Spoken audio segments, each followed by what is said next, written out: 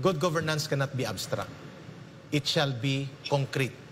Buhay dapat ang good governance. While we acknowledge na hindi ito kasalanan ng gobyerno and there are variable factors outside of the control of the government, lalo na doon sa kalagayan sa pangdaigdigang sitwasyon ng langis, babalikan ko pa rin ito.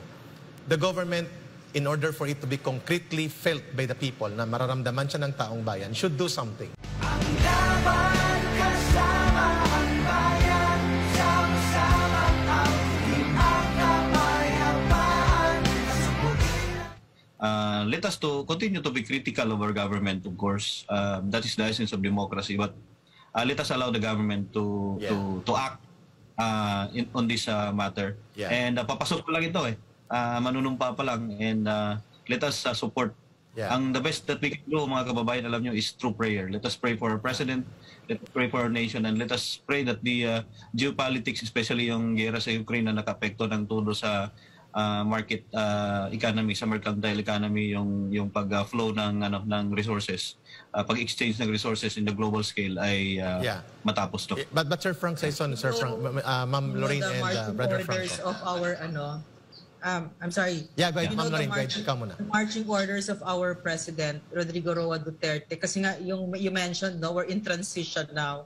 Yeah. This is a very crucial phase. It's a very crucial phase. Alam mo, I can almost feel the CPP, NPA, NDF, the drug lords, the oligarchs. They really just waiting for Rodrigo Duterte to step out of office. Yeah. At saka yan, arangkada na naman sila, di ba? That's what they think. So, we're very cognizant of that, very aware of that, no?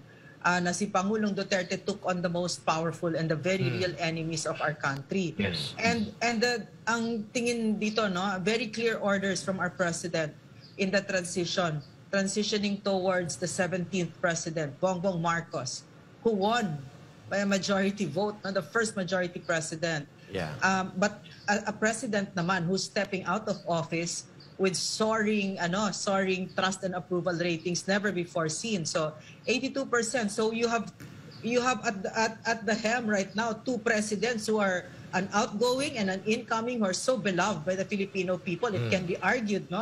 Kitang-kita talaga. So yun yung strength doon. At yung marching orders ng ating Pangulong Duterte is you have to support na magandahan ninyo yung transition ninyo, and we need to support the incoming president and his administration, and we make sure that they're going to be very successful. Yeah, Kasi maliwanag yun. Unlike the previous you know what it was like? You know what it was like in our team? Really with Lenny Robredo there, and they like to call themselves oppositions, but they're not. They really were very obstructionist. Kakapagod talaga. Napagod talaga kami. Ang galing-galing lang talaga ni Rodrigo Duterte na nakayanan niya ang ating bansa na meron siyang walang kwentang vice president, di ba? But now we've already learned our lessons. Even at the PCOO, we were not even given the benefit of a proper transition.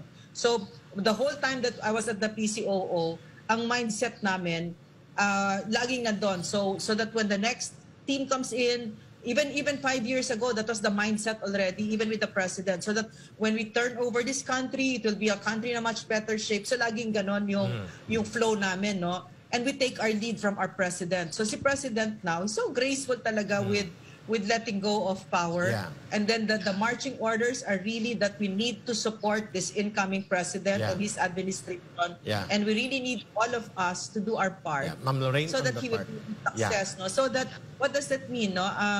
In the whole of nation approach, it's very, very, very relevant. And the call of the incoming administration who won by the rallying cry of unity, diba? So all of these things are happening, and in the face of a terrorist group whose playbook is to make up issues, diba? And to ride on issues para pagwatak-watakin tayo, para talagang magalit kayo sa gobyerno. So we're dumudulog kami sa inyo na nandito ang gobyerno niyo, and there are forces that are beyond the control of your government, and yet we will be here for you, and let us weather this through the way we did with COVID. No? Imagine our president shepherd tayo ng ating Pangulo to the dark chapter in our country's history, and hindi niya tayo iniwanan, Yeah. di ba? And now we're here. No? Now we're here. Now our economies, it's opened up already. So ang kailangan lang talaga dito, let us unite against the CPP, NPA, NDF and be very clear na iisa lang ang kaaway natin dito. So hindi kayo pasalamat kami na hindi kayo nakinig sa Alliance of Health Workers nung sinisiraan tayo ng prente ng CPP na yan. Hindi kayo nakinig dito sa Anak Bayan, LFS, yung mga kadi-kyaw-kyaw, di mga ganyan, no? While that pandemic was going on, di ba? Yeah. And you gave your fullest trust and approval on this president who guided us through this dark chapter in our country's history, and we're asking for the same now. Ma'am Lorraine, gusto ko pa rin i-emphasize po ito. Sapagkat ang good governance po, thank you for your points, Sir Saison and Ma'am Lorraine. Good governance cannot be abstract. It shall be concrete. Buhay dapat ang good governance. While we acknowledge na hindi ito kasalanan ng gobyerno and there are variable factors outside of the control of the government, lalo na doon sa kalagayan sa pangdaigdigang sitwasyon ng langis, babalikan ko pa rin ito. The government, in order for it to be concretely felt by the people, na mararamdaman siya ng taong bayan, should do something. Hindi ito pangunguna, hindi din ito arogansya. Ito ay katungkulan natin sa laban kasama ang bayan to remind the government na dapat may gagawin siyang hakbang, concrete terms na mararamdaman ng taong bayan, which are doable within the powers of the government. And what is that? Una kong sasabihin ulit, under the Constitution, there is the power vested in the President on the grounds of general welfare. Sa Constitution, pwede siyang humingi ng emergency powers or pwedeng ibigay sa kanya ng Kongreso yan para i-address ang walang humpay na pagsirit ng presyo ng langis. Unprecedented po ito at hindi natin hahayaan na mag-collapse ang ekonomiya natin at walang gagawin ang gobyerno dahil lamang may digmaan ng Russia at Ukraine. That cannot be. The government must have to have concrete actions, together with prayers, of course, in an appeal to the people. And number two, the government can intervene in centralized importation, regulated stock supply. Ako magprangka na ako, Ma'am Lorena, hindi dahil kadre ako dati. Ang supply ng mga oil industry players na ito, like Petron, Shell, and their likes, na mga malaking players, may tinatawag yan na buffer stocks, at least 60 days to 90 days. Ibig sabihin, binili nila yung stocks na yan sa old price. Eh bakit kapag nagkaroon ng rule of thumb movement sa pricing sa world market prices, bakit kailangan galawin din ang presyo dito? Bakit hindi pwedeng gamitin ang mga buffer stocks prices na ito na binili sa lumang mga presyo? Hindi kayang gawin ng gobyerno na i-review ito, ang kanilang supply and buffer stocks, ang landing cost nila, at ang kanilang intervention dahil may batas na pumipigil sa gobyerno. Ito ang hindi magandang epekto ng oil deregulation law, ang full oil deregulation law. Hindi dahil ito ay propaganda ng CPP, NPA, NDF ay mali. Hindi po lahat ng sinasabi ng CPP, NPA, NDF ay mali at masama.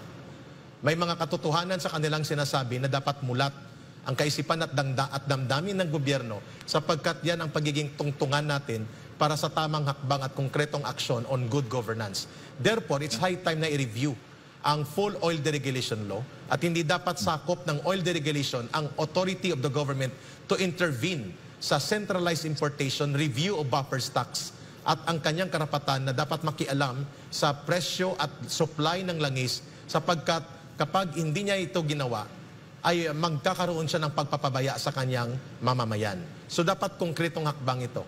While we need taxes and revenues, and part of that malaki nanggagaling sa excise taxes sa oil, kailangan ding i-review natin ito. Baka kailangan magkaroon ng pagbawas muna. Hindi naman tatanggalin lahat. Baka instead of 12 pesos per liter, baka pwedeng 8 pesos lang munang ipatupad natin. BIR can intervene to that. These are doable, concrete actions that can reduce the impact ng mga variables na hindi natin kontrolado sa abroad. Ito po ay mga unsolicited advice, friendly advice to the President na dapat pakinggan ni incoming President Bongbong Marcos at tingnan ito at tingnan ng kanyang economic team. Not because these are also propaganda lines of the enemies of the people like the CPP, NPA, NDF ay hook, line, and sinker ay hindi na natin ito kikilalanin sapagkat propaganda line nila ito. My point is very clear. The government must do concrete interventions, review yung mga batas na hindi na tumutugma sa pangangailangan ng mamamayan at kailangan the government must be the great equalizer of the people. The government cannot simply bask on academic and theoretical inputs about good governance without doing concrete actions. Otherwise, we will be remiss on our mission na tayo dapat ang tagapagtaguyod ng ikabubuti ng kalagayan ng ating mga mamamayan. Hindi po malulugi at hindi po magsasarado ang Shell, Petron at Caltex kung bawasan din nila ang kanilang ganansya. And the government must tell them to do that. Greed for profit in times of crisis and calamity hitting so hard on the people is a great sacrifice that must be also done by private sector, and the government must take the lead to tell them to do that.